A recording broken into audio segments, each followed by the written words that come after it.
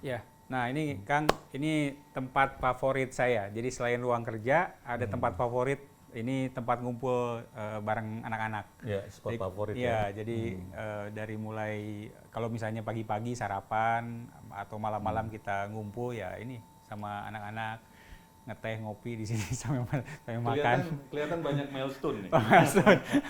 Ini Dari apa? Kang Ferry masih muda. Iya. Nah ini apa? Foto prewedding. Foto prewedding, terus Iya. foto-foto kegiatan, foto Oh, pas ada waktu saya pelantikan ya, dilantik 2012. oleh Pak SBY.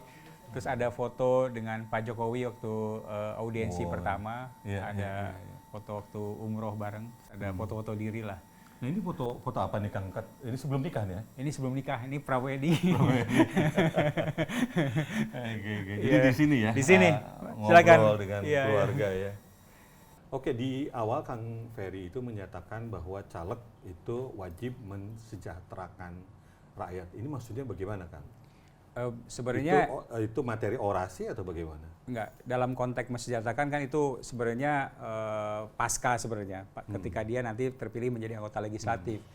Tapi calon anggota legislatif atau bacaleg-bacalegnya harus betul-betul bisa menyapa, harus betul-betul bisa simpatik dengan masyarakat, harus betul-betul bisa memahami problem-problem lapangan dan juga menyerap aspirasi-aspirasi masyarakat. Karena kita bedakan antara bacaleg dengan calon kepala daerah. Antara bacaleg dengan calon presiden wakil presiden kan itu beda. Jadi ini yang juga harus kita lihat sebagai salah satu hal yang perlu dilakukan oleh bacaleg-bacaleg. Jadi betul-betul menyapa masyarakat, betul-betul paham terkait dengan masyarakat, tanpa juga harus mengeluarkan iming-iming dan lain sebagainya seperti itu. Oke. Nah terkait dengan sejumlah deklarasi atau pra-deklarasi atau dukungan dan sebagainya.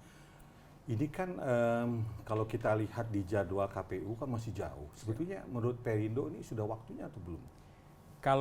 Kalau dalam hal membangun semangat gagasan narasi yang saya sampaikan di awal juga, ya itu menjadi poin penting sebenarnya.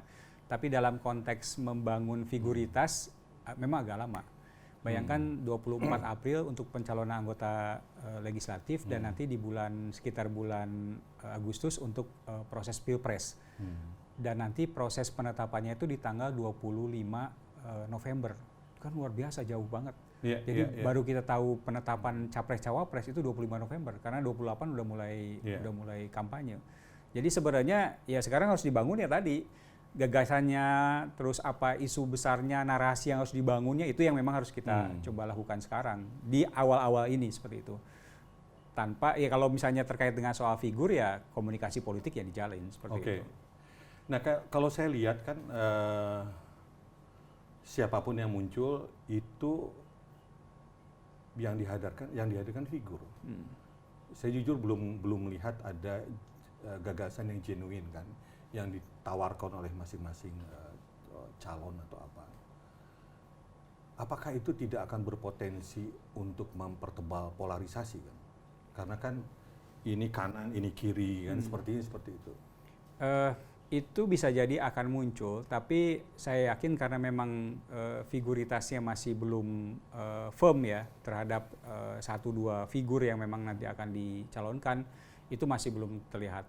Polarisasi itu kan memang handicap kita di beberapa pemilu kebelakangan seperti itu, dan ini memang masih akan ya? Diprediksi masih, tapi mudah-mudahan ke depan tidak ada politisasi identitas ataupun terkait dengan polarisasi aktivitas yang dilakukan, polarisasi agama dan lain sebagainya. Itu saya pikir mudah-mudahan ini yang harus kita tonjolkan ke depan supaya ini tidak muncul di pemilu 2024 itu. Oke. Figur calon presiden seperti apa yang menurut Kang Ferry dibutuhkan Indonesia saat ini?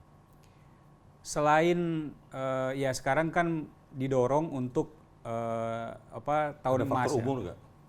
Faktor harus muda gitu. Saya pikir enggak ya.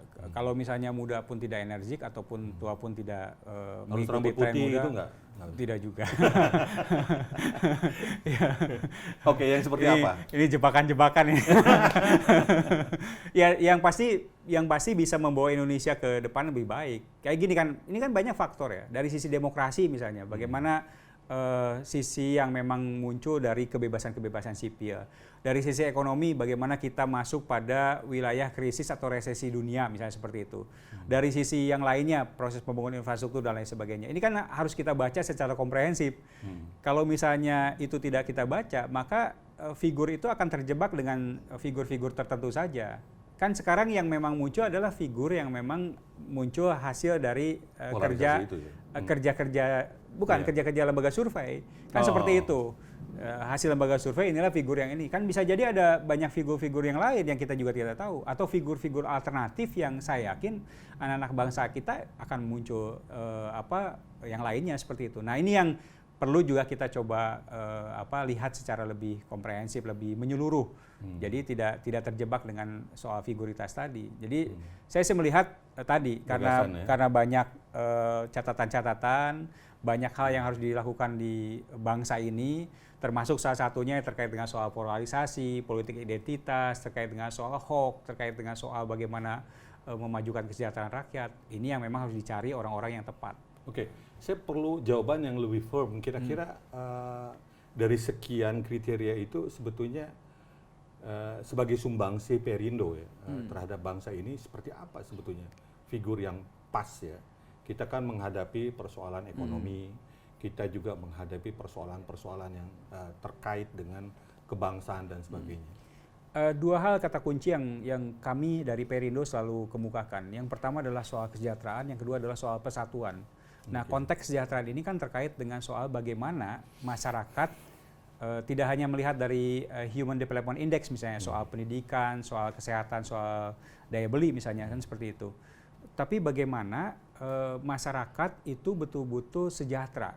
Masyarakat punya misalnya angka pendapatannya memang cukup memadai. Kan seperti itu. Kita ada UMR atau UMP segala macam kayak gitu, bisa nggak itu menjadi patokan yang kita lakukan. Nah, ketika masyarakat kita sejahtera dengan berbagai dimensi aktivitas dan kemampuan-kemampuan yang ada, termasuk sisi salary-nya yang muncul, saya yakin ujung-ujungnya yang namanya politisasi identitas, yang namanya polarisasi dan lain sebagainya itu selesai. Dan ruang-ruang persatuan itu akan muncul. Dua kata kunci, kesejahteraan dan persatuan. Dan itu ada di figur Haritanu.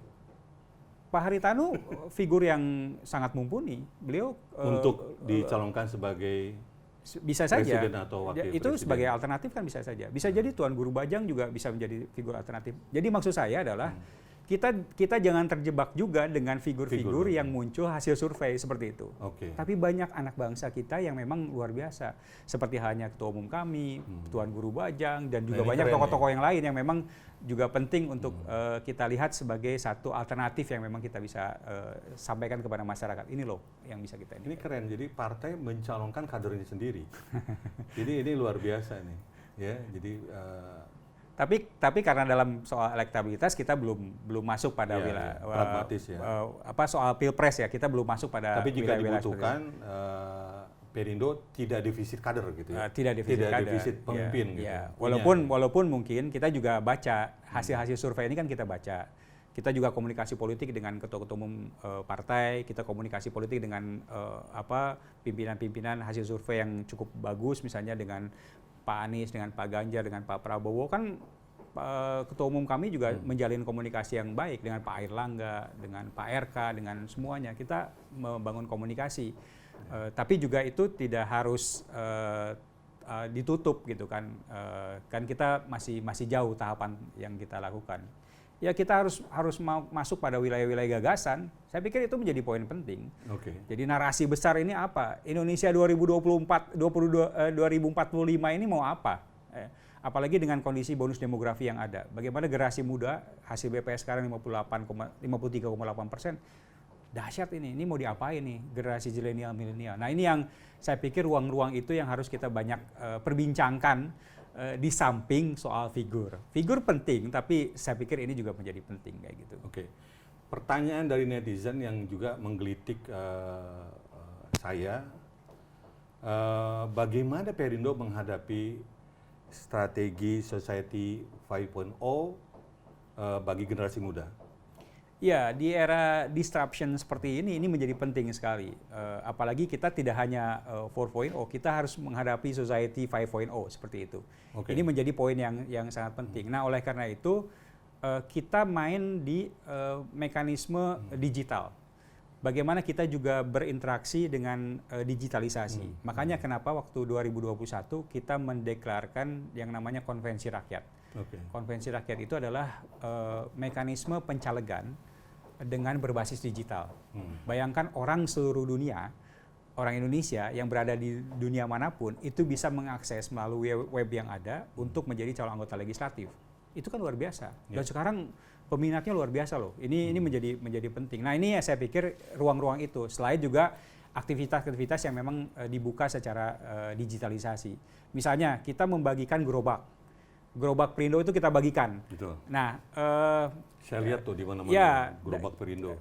Ciri digitalisasi apa? Kita pakai QRIS misalnya. Itu kan satu hal yang kita sampaikan kepada para pedagang supaya tidak ada transaksi langsung, bagaimana melalui QRIS. Jadi itu yang dengan QR code dengan aktivitas yang dilakukan. Itu kan satu hal yang memang saya pikir satu langkah lebih maju lah untuk kita upayakan.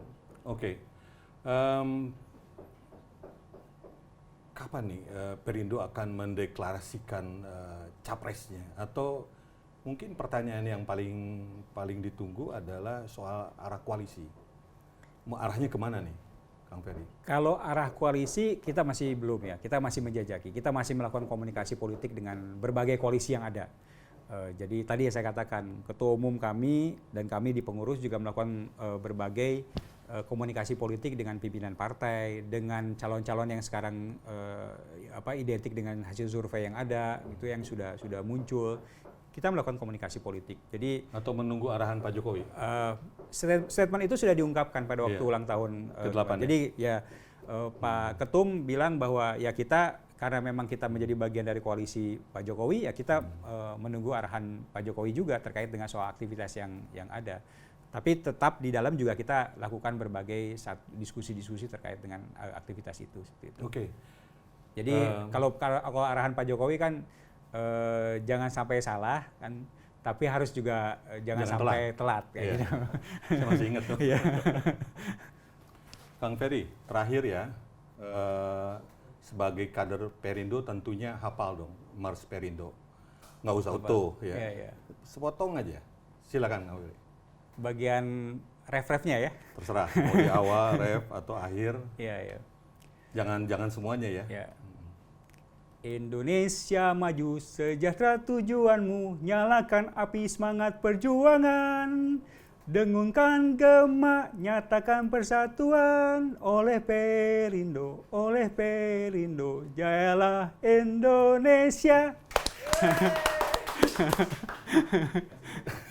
Demikian bincang kita dengan Ferry Kurnia, Wakil Ketua Umum Bidang Pemilu. Sangat inspiratif.